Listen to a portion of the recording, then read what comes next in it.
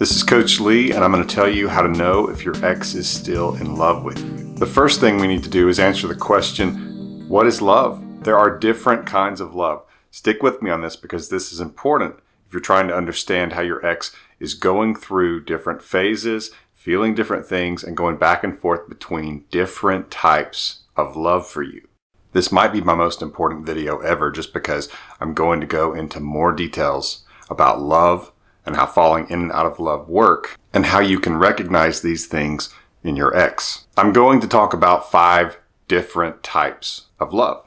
First, we have a generic type of love, which would be for all humanity and creation in general, for animals. Just this generic love that we don't wish harm, that we want to help if we can, and that we place some value on others. And so your ex likely has that for you unless it was incredibly traumatic as far as how you treated each other, or if there was abuse, then they might not have this for you. They might even wish you harm. But the odds are good they at least have generic love for you. Number 2 is friendship. And so what we have here are 2 people who enjoy being together, they enjoy doing things together, they keep up with each other, and they have intimacy. Now, it's not romantic intimacy, but they do know a lot about each other. They share facts and feelings of their life, and they enjoy being with this person and doing things with this person, but they're not romantically interested in them. Obviously, that's not what you want from your ex, and that's why if they offer you friendship, the best thing to do is politely decline or to sarcastically or casually accept and then not act like a friend. And that's where you would not try to seek the facts and feelings of their life. You wouldn't stay in contact with them and you would go another direction. And they would recognize very quickly that you're not acting like a friend and so you didn't take it very seriously. Those are 2 slightly different strategies, though often they accomplish the same thing. But you want more than friendship from your ex. A third type of love is family love. So you love your parents, you love your brothers and sisters, and one day or currently you love your children. And that can extend to cousins, in-laws, aunts and uncles, and people like that. A fourth type of love is romantic love. And this can be at different levels. We're talking about new romantic love, mature romantic love, and it's not always the same thing because mature romantic love can be based more on commitment, companionship, and a feeling of family. And so all of these types of love that I'm talking about, you do want in your partner, but you need romantic love to be part of it, and you're going to need another type of love that I'm about to talk about. But in romantic love, we see growth, where at the beginning of the relationship, it can be very self-centered, where I want my needs met, and I'm still focused on me. But as romantic love grows, you focus on the other person, especially if they're focusing on you as well. And so you become interdependent on each other, which is not codependent, but it's where there are certain needs in my life and I'm choosing to be dependent on this other person for that. And they are choosing to be dependent on me for that. And we trust each other to meet those needs. And that's a beautiful thing. And that's part of romantic love. The best romantic love gets better with time. And that brings me to the next type of love I'm going to talk about, and that's limerence. You've probably heard me talk a lot about limerence, and I have a video all about it. I'll give you a short summary. Limerence is when the relationship is very new and you can't base it on companionship or commitment or having grown together. You can only base it on the new passion that you feel for this person.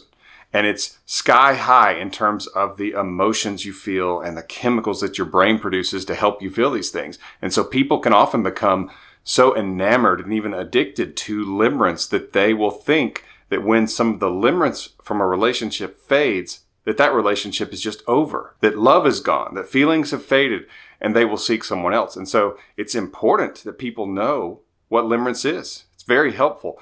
They need to know that romantic love is based on more than just limerence, and that limerence will fade, but that over the time that you experience limerence, that hopefully you built those things like commitment and companionship and the feeling of family. For the most part, limerence fades away. It doesn't mean that it goes away completely. And sometimes you can feel some of those sparks of limerence again. For example, if you do new things together, experience new things together, then that can re-spark some limerence. And having romantic experiences together, even if you've had them before, can also do the same thing. Being away for each other for a few days and then seeing each other for the first time in those few days can also re-spark some limerence, but it won't reach the highs that it would of a new relationship. And that's just something that most people have trouble accepting sometimes. And that's just something that will be helpful if you understand that you will actually have a more balanced type of love as time goes on, to where it's not just dependent on the passion of limerence, because you don't want to have to depend on that. It's like depending on a drug. You want to be able to have support and contribution from these other things that I've mentioned, like companionship and commitment and the feeling of family. You can't just depend on limerence, or you will have that sensation, that feeling, that understanding that feelings have faded, and you will think the relationship is over when it doesn't have to be. So when I ask how you can know if your ex is still in love with you, what type of love am I talking about? Well, in many ways, I'm talking about all of these things, but I'm focusing on romantic love. How do you know if your ex still has romantic love for you? Here's a few clues. First, they're going to seek information about you, even if it's just very minor details, like what you did today, what you've been doing, what happened with a certain thing at work, maybe with you or with your family. And they might not get that information from you. A lot of times they go to your friends, or they just go to social media and see if they can find it. But that desire for information about you is them wanting to feel that intimacy again. They're recognizing that they don't feel it. They couldn't put it into words. They wouldn't know exactly what it is that they're missing, but they're missing something that's not there. And they're craving it, and so they will try to find it. And so even if they don't interact with you, they could still get a little bit of fulfillment by getting some information about you. It's like a temporary way of just getting them through so they feel some of that intimacy that they've lost since the breakup. Before I get to the next point, get some more information on my emergency breakup kit. It's so important if you want your ex back. It's a really helpful guide. It's based on 20 years of my experience in the relationship coaching service. So get more information on my emergency breakup kit. I'll link to it in the description below. I'll also link to my support community where you can get help and support and guidance from people who are going through exactly what you're going through. I'm involved in the support community as well as my other coaches to help you get through a breakup and hopefully get your ex back, and especially to support you during no contact. So I'll link to that in the description below. The next thing you will notice, and it's usually after they seek some information, especially if they only get a little bit, and we actually want them to get just a small amount. Your goal should actually be that they don't get any, because that's almost impossible. And it should look like you're not trying to supply them with information, though you're not purposefully keeping it away from them. It's just that you're not making it public. You're not contacting them and telling them. You're going to let them have to hunt it down. And since they're not with you, they're not going to get true intimate fulfillment. They're going to seek more information. And they're also going to be feeling it from another area that is part of intimacy, and that's physically. And it's not just sex, it's being physically present with someone. It's holding their hand, it's touching them, it's hugging them, kissing them. Those are attributes of physical intimacy. And so often what they'll do is they will want a face-to-face with you, even if it's just coming to pick up their stuff. They'll say, I need to come get my things. And maybe it's something that's really not valuable at all, like only one sock or a pet's toy or something like that that could be easily replaced, doesn't have much value, or that you could even just ship back to them. And yet they want to come get it. There's probably a reason for that, and it's that they want to be around you physically. They want to be present with you physically, maybe give you a hug. It's going to start small. And a lot of people get their feelings hurt or discouraged because the ex just has a hug, has a little conversation, gets their cat's toy, and then they're leaving. And the person thinks, well, that didn't go well, or I didn't get back together with them. And it can be discouraging, but it usually starts with just a step, and they go away and they think about how good it felt to hug you, to see you, to look into your eyes, to hear your voice, and to be around you physically. And that is what can draw them back again. And they're going to want more if you stay away. Now, if you fill in that gap to where all of a sudden they feel that pressure again and they think that maybe they've moved too quickly, then that's where that can be a problem. So don't do that, because you can push them away. But when they come to you to get their things or some other excuse, or even if you have coffee, a hug, maybe even a kiss, if it just feels natural sometimes with this person, it makes sense, and it happens, don't make a big deal about it. It's natural. Of course, that's what you two are going to do because you're great for each other. That needs to be your attitude. And so you're not going to be surprised. You're not going to say, does this mean we're back together, or anything like that. In some ways, even act as though you expected it, because I'm telling you to. So that's how you would handle that. And I get into a lot more detail about that in my emergency breakup kit and can answer questions about that in the support community. But they are going to desire physical contact with you in some way, to a small level at least. And that's because they do have some of this romantic love for you that craves intimacy. When we have romantic love for someone, we want to know what is going on in their life, how they feel about it. We want to physically know them as well. And so when you see signs of those things, then you can have a pretty good idea that there's still some of that love, that romantic love that's lingering within them, and that can be the spark and the fuel for you getting back together as long as you let it keep growing. And moving toward them on your part is actually going to stifle it most of the time. You want to give them just enough that they do get some fulfillment, but not enough that they don't want any more. So you want to leave room for them to come to you. If you fill in that gap, if you move toward them too quickly and there's nothing for them to do, then they actually feel like they're being pushed away because you're just so overwhelming. And as I talk about in other videos, if you can imagine sort of this middle line, maybe in the middle of the screen here, and that's where you are interdependent on each other, not codependent,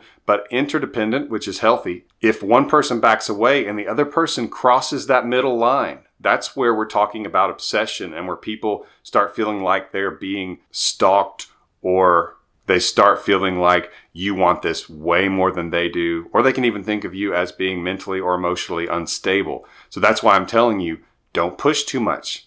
Less can be more. Small steps are progress, and that's actually your best bet. So don't try to get it all back at once when they want this physical intimacy and connection with you again. The third thing you're going to notice is when they do meet with you, this may not happen the first time, but as these meetings start to happen and they start wanting a little bit more and a little bit more, they're going to talk about the future, about what you two are going to be doing in the future. Maybe we need to go back to that restaurant, or we need to go back to that resort, or I hope we can have another lazy night where we just lay in bed and watch movies again soon. Or they suggest a movie for the two of you to watch, or something like that. But they're talking about future plans with you. Another powerful sign of intimacy and romantic love. And when you see these things, it's important that you don't get too excited and try to just give it all back to them at once and act like you're in the relationship again. It's important, as I've already talked about, that you don't do that, and that you allow them to grow and you allow them to keep moving towards you, because when you work for something, you value it more. And so they need to work for you. They've broken up with you. You should be reserved about this and moving slowly,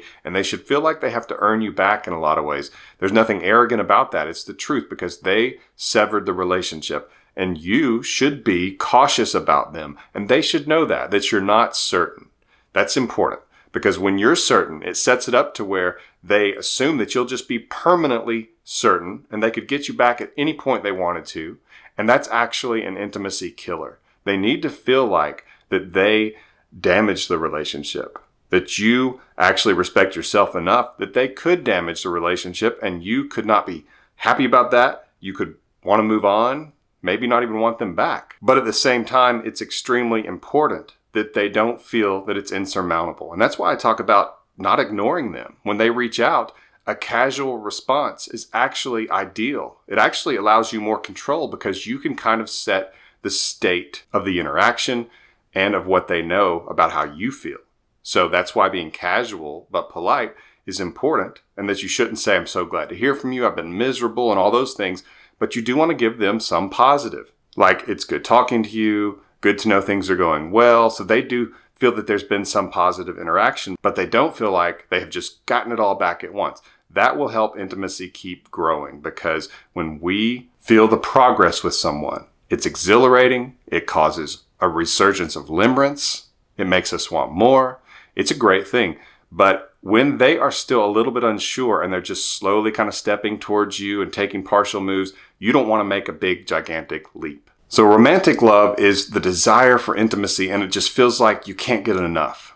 That's where we're talking about passion. And the way that you feel you can't get enough is where you're actually getting some. You're getting some interaction. You're getting some positives, but not all of it. And you want them to keep moving to a point, and you two will know when it is, when you feel like, okay, there, we are back together again. Enjoy the process as best you can instead of giving it all away at once. But if you see some of those things that I've mentioned, and they can be small things, and they can build with time. If you see those, then the odds are good that your ex does have that romantic love for you still. And it may take a while for them to act on it. It may take a while for them to show the full amount of it. But if it's there, then you know your odds are good, especially if you follow the no contact rule, you stay away, and you make sure it's slow when they come towards you. Those are things that can really increase your odds. And if there's any traction with them having those feelings of romantic love, you're in a great place. Thank you for subscribing. Get more information on my emergency breakup kit and the support community with the links in the description below. In the end screen here, there's a video that I think is important that you watch next after this video, because it helps you to know what to do if your ex does show some signs they're feeling romantic love, and kind of how to expect emotions from both you and your ex. But it's important overall if you want your ex back. So watch the video that's here in the end screen. This has been Coach Lee, and as always, thank you for watching.